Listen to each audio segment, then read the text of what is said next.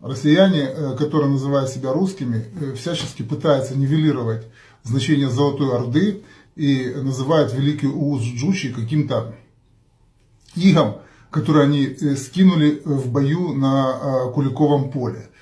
Вот эта развесистая имперская лапша, она уже давно отравляет умы простым россиянам и абсолютно не коррелируется с настоящей исторической правдой. Возьмем для примера такой город, как Москва, а главное не саму Москву, а историю и дату на его создания. Официальная российская историография утверждает, что Москву организовал киевский князь Юрий Долгорукий в 1147 году. Естественно, это утверждение кремлевских историков можно отнести к традициям высокохудожественного свиста, которые не имеют никакой связи с исторической действительностью. На самом деле Москва была создана золотоордынским ханом Менге Тимуром в 1272 году. И я сейчас это докажу, и мои доказательства очень легко проверить, опираясь на совершенно открытые источники, которые абсолютно всем доступны. После крещения Руси киевским князем Владимиром в каждом поселении, находящемся под протекторатом киевских князей, строилась церковь. Строили поселение и одновременно начинали возводить церковь. И иначе никогда не было иначе. Невозможно себе представить, чтобы строили поселение без церкви, а также чтобы строили церковь без поселения.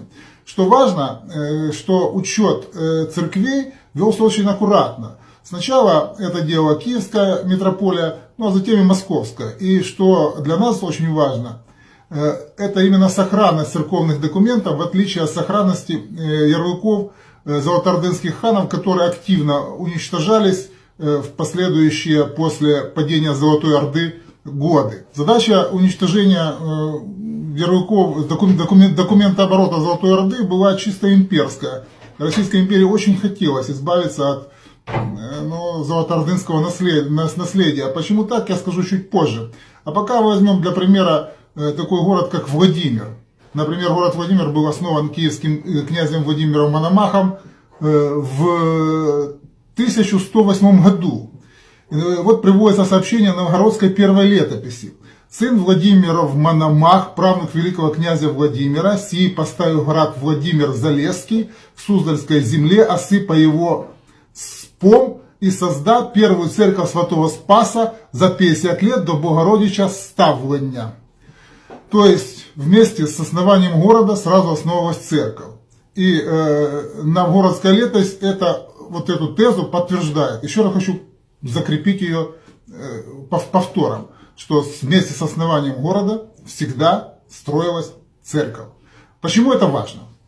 Это важно для установления даты закладки Москвы и понимания, кто ее построил.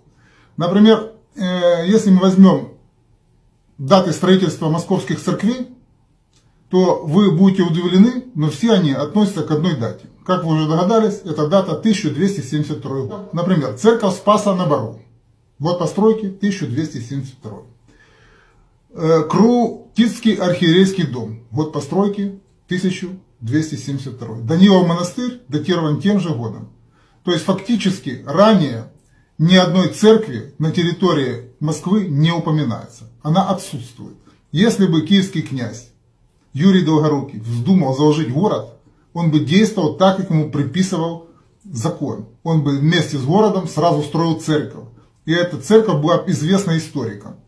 Никакой церкви ранее 1272 года на территории Москвы нет и никогда найдено не было. Ни в археологических раскопках, ни в исторических документах. Возникает закономерный вопрос. Но то ж киевские князья строили церкви. Причем здесь золотоордынцы до киевских князей? Ответ на самом деле очень прост. Что золотоордынцы очень хорошо понимали в государственном строительстве и понимали роль православной церкви в организации населения.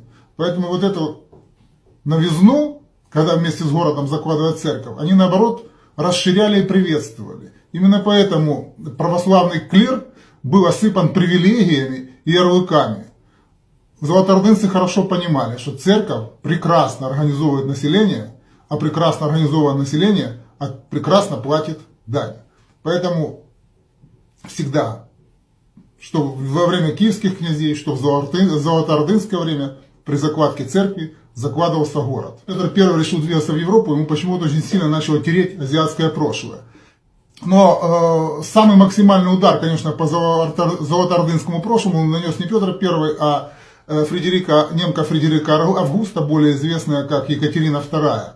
Именно она уничтожила тонны золотоордынской документации, именно она уничтожила летописи, превратив их в летописные своды, это немного разные вещи. Именно Екатерина II закрыла сотни храмов, которые были связаны с золотоордынским прошлым и были созданы по ярлыкам золотоордынских ханов. Причина здесь та же, что и у Петра I. Нужно было двигаться при создании империи от азиатского прошлого к светлому европейскому будущему. Именно благодаря Екатерине II, потомку украинских гетьманам Кириллу Разумовскому и Карамзину, Золотая Орда перестала быть государственно-образующей силой, основой Московского царства, а стала тем игом, который сейчас положено ненавидеть каждому скрепному россиянину.